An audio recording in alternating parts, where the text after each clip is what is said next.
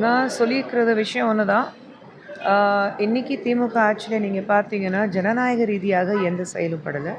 ஒரு சர்வாதிகாரி ஆட்சி தான் நடந்துட்டுருக்கு. அவங்களுக்கு எதிராக யார் போராடினாலும், அவங்களுக்கு எதிராக யார் பேசினாலும், அவங்களுடைய செயலுக்கு குற்றங்கள் கை நீட்டி காமிச்சாலும், எந்த மாதிரி வழக்குகள் போடுறது, இல்லை எந்த மாதிரி ஒரு பேரணி ஒரு போராட்டம் நடத்தினாலும் அவங்க மேலே தாக்கல் செய்கிறதும் இல்லை அவங்களுக்கு கைது செய்கிறதும், இந்த மாதிரி விஷயங்கள் மட்டும்தான் தமிழகத்தை இன்றைக்கி நடந்துட்டுருக்கு. இந்த பாலியல் வன்கொடுமைக்காக அண்ணாமலை சாட்டை எடுத்து போராட்டம் பண்ணது. இதுக்கு திமுக சார்பாக என்ன சொல்றாங்கன்னா ஜிஎஸ்டி வரி உயர்வுக்கு எப்போ சாட்டை எடுத்து போராட்டம் பண்ண போறீங்க அப்படின்ற மாதிரி ஒரு விமர்சனங்கள். 44,000 கோடி இவங்க எஜுகேஷன் பாலிசி கல்விக்காக செலவு பண்ணியிருக்கணும்னு சொல்லியிருக்காங்க. பண்ணிட்டாங்களா? அதுக்கு சாட்டை எடுத்துகிட்டு அடிக்கட்டுமா? அண்ணாமலை அவர்களுக்கு அட்லீஸ்ட் அந்த தைரியம் இருக்குல்ல. நீங்கள் தெருவில் பேசுகிறீங்களா? எந்த ஒரு தவறுகள் தமிழ்நாட்டில் நடந்தாலும் திமுக சார்பாக ஏதாவது பேசுகிறாங்களா, ஏதாவது செயல்படுறாங்களா? தமிழகத்தில் முழுவதும் நீங்கள் பார்த்தீங்கன்னா ஒவ்வொரு இடத்துலையும் பிரச்சனைகள் வந்துகிட்டே இருக்குது. அண்ணா பல்கலைக்கழகத்தில் நடந்த விஷயம் முதல் முறை கிடையாது. அதுதான் தமிழகத்தில் நடந்த முதல் பிரச்சனை கிடையாது. ஏக்கச்சக்க பிரச்சனைகள் தமிழகத்தில் இருக்குது. நீங்கள் என்ன பண்ணிகிட்ருக்கீங்க அதுக்காக? பாலியல் வன்கொடுமை எதிர்கட்சிகள் அரசியல் செய்து நீதிமன்றத்தில் சொல்கிறாங்க. இப்போ எதிர்கட்சி அமைச்சர் ஆளுங்கட்சி அமைச்சர்கள் அந்த பொண்ணுக்கு எதிர்காலம் இருக்குது, அது தெரியாமல் அரசியல் பண்ணுறாங்க எதிர்கட்சிகள். அரசியல் யாருமே பண்ணலையே. யார் அரசியல் பண்ணுறாங்க? இப்போ நீதிமன்றத்தில் இப்படி பேசியிருக்காங்க. அதுக்கு எதிராக நம்ம நிச்சயமாக பேச முடியாது. கண்டெம்ட் ஆஃப் கோர்ட் ஆகிடும். ஆனால் இன்றைக்கி ஒரு நமக்கு நியாயம் கிடைக்கல, அதுக்காக தான் நான் போராட்டம் பண்ணிகிட்ருக்கோம். அப்போனா இது வரைக்கும் பாஜக ரூலிங் ஸ்டேட்டில் ஒவ்வொரு முறையும் இவங்க தெருவில் உட்காந்துட்டு போராட்டம் நடத்துகிறதும், இல்லை வாக்கு பேசுகிறதும், இல்லை இந்த மாதிரி பார்லிமெண்ட்டில் பேசுகிறதும், இல்லை சட்டசபையில் பேசுகிறதும், அது எல்லாமே விளம்பரம் தேடுறதுக்காக செஞ்ச திமுக தானே இது? அரசியல் ஏன் பண்ணுறீங்கன்னு கேட்கும் போது, அரசியல் பண்ணாமல் அவியலை பண்ணணும்னு கேட்ட முதலமைச்சர் தானே. அப்போ மட்டும் நீங்கள் அவியல் பண்ணலை, இங்கே நாங்கள் பேசும்போது நீங்கள் அரசியல் பண்ணுறீங்கன்னு சொல்லப்படுதுன்னா, அப்போ இது ஜனநாயக ரீதியாக எந்த விகிதத்தில் நியாயமாகும்னு நான் கேள்வி கேட்குறேன். மணிப்பூர் விவகாரத்தில் தமிழக பாஜக எந்த ஒரு விதமான இதுவும் எடுக்கலை. அதே மாதிரி அங்கேயுமே பாஜக எதுவும் குரல் கொடுத்த போராட்டம் ஈடுபடலை. மக்கள் திசை திருப்புறதுக்காக பேசக்கூடாது. மணிப்பூரில் நடந்த பிரச்சனை, தமிழகத்தில் நடக்கிற ஒரு பெண்கள் மேலே பாலியல் தொல்லைகள் பிரச்சனை ஒன்றும் கிடையாது. மணிப்பூரில் எல்லை மீறி பிரச்சனைகள் இருக்குது. அது கூட புரியாமல் திமுககாரங்க பேசுனாங்கன்னா அப்போ எதுக்கு தான் அரசியலில் இருக்காங்கன்னு எனக்கு தெரியல. மணிப்பூரில் நடந்த பிரச்சனை திமுகக்காக, இங்கே தமிழ்நாட்டில் திமுக அடிப்படையில் நடக்கிற பிரச்சனை ஒன்று தான். அப்போ நீங்கள் குரல் கொடுக்கல கேட்டாக்கா நான் நிச்சயமாக அவங்கள பார்த்து சிரிப்பு தான் வரும்.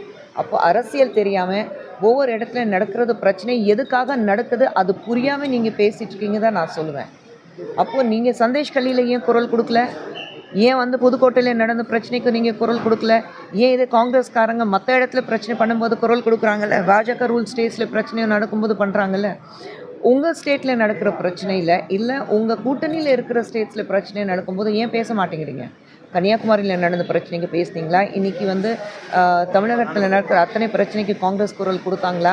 இல்லை சந்தேஷ் கல்லிக்கு திமுககாரங்க பேசுனாங்களா? இல்லை இதே திமுகலேருந்து மு க ஸ்டாலின் அவர்கள் சந்தேஷ் கல்லிக்காக குரல் கொடுத்தாரா? அப்போ மட்டும் நீங்கள் பேசலை.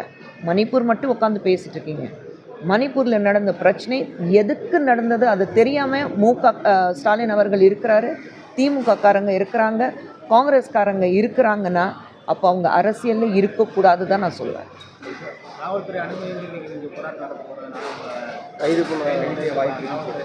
புதுசு இல்லையே. நேற்று சௌமியாவை கைது பண்ணாங்க, இதுக்கு முன்னாடி தமிழிசையை கைது பண்ணாங்க. கைது பண்ணுறது புதுசு கிடையாது. அதான் சொல்லிட்டேன், ஜனநாயக ரீதியாக எதுவுமே இன்றைக்கி தமிழகத்தில் நடக்கலை. கைது பண்ணால் பண்ணட்டும், பார்க்குறோம். பாஜக மாநில தலைவர்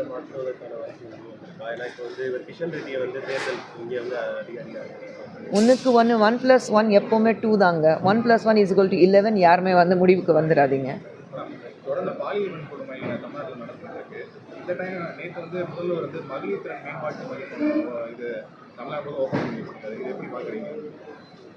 அதான் நான் சொன்னேனே, பார்க்கும்போது எதுக்கு பண்ணுறாங்கன்னா, நீங்கள் பெண்களுக்கு பாதுகாப்பை உங்களால் தர முடியலன்னா இன்றைக்கி பெண்களுக்காக நீங்கள் மையம் திறப்பு விழா கொண்டாடுறீங்க. தெளிவாக இருக்கட்டும், என்ன செய்ய போகிறோம், என்ன பண்ண போகிறோம். முதல்ல பெண்களுக்கு பாதுகாப்பு கொடுக்கட்டும். பெண்களுக்கு ஒரு வன்கொடுமை நடந்தால் அது எந்த வித மாநிலம் இருந்தாலும் எல்லை மீறி நம்ம தமிழகத்தில் மட்டும் இல்லை, நம்ம இந்தியாவில் எந்தெந்த பார்டர்ஸ் இருக்கோ ஸ்டேட் வைஸ் அது எல்லாமே தாண்டி நம்ம குரல் கொடுக்கணும். பெண்ணுக்கு வந்து இந்த மாதிரி வன்கொடுமைகள் நடக்கும்போது ஒரு பெண்ணுக்கு நடந்திருக்கு, அவள் எந்த ஜாதி சம்மந்தப்பட்டது, எந்த மதத்தில் சம்மந்தப்பட்டது, எந்த ஒரு கட்சி ரீதியாக சம்மந்தப்பட்டிருக்கானா அதெல்லாம் பார்க்கக்கூடாது. பெண்ணுக்கு ஒரு வன்கொடுமை நடக்கும்போது, இந்த மாதிரி தாக்குதல் நடக்கும்போது அதை ஒட்டுமொத்தமாக ஒரு பெண்ணுக்கு எதிராக ஒரு செயல் இருக்குதா நம்ம பார்க்கணுன்னு தவிர அங்கே தான் அரசியல் பண்ணக்கூடாதுன்னு நான் சொல்வேன். இந்த மலையாளம் இண்டஸ்ட்ரியில் வந்து ஹேமா கமிட்டி வச்ச மாதிரி இங்கே அது பேசுகிறதுக்கு வாய்ப்பு இல்லை. நான் இன்டர்வியூக்கு வரல தம்பி. மேடம், இந்த பாலியல் வன்கொடுமைக்கு இந்த குற்றங்களுக்கு எதிராக விஜய் வந்து குரல் கொடுத்துருக்காரு, அதை எப்படி மேடம் பார்க்குறீங்க? எல்லோரும் குரல் கொடுக்கணும். இந்த விஜய் மட்டும் கொடுக்கக்கூடாதுங்கிறது கிடையாது, எல்லாமே குரல் கொடுக்கணும். குரல் மட்டும் கொடுக்கக்கூடாது, நீங்கள் அடுத்தது என்ன செய்ய போகிறீங்க அதுதான் முக்கியம். இந்த எதிரிக்கு எதிரி நண்பன் அப்படிங்கிற ஒரு உங்களுடைய எதிரி வந்து திமுக தான், விஜயோட எதிரியும் திமுக தான் அவர் அறிவிச்சிருக்காரு. எதிரி நண்பராக வாய்ப்பு இருக்காங்க, யாருக்கு தெரியும்? அது வந்து மேலிடத்தில் மாநில தலைவரும் இல்லை டெல்லியில் இருக்கிறது அவங்க தான் பதில் கொடுக்கணும், நான் கொடுக்கக்கூடாது. தேங்க்யூ.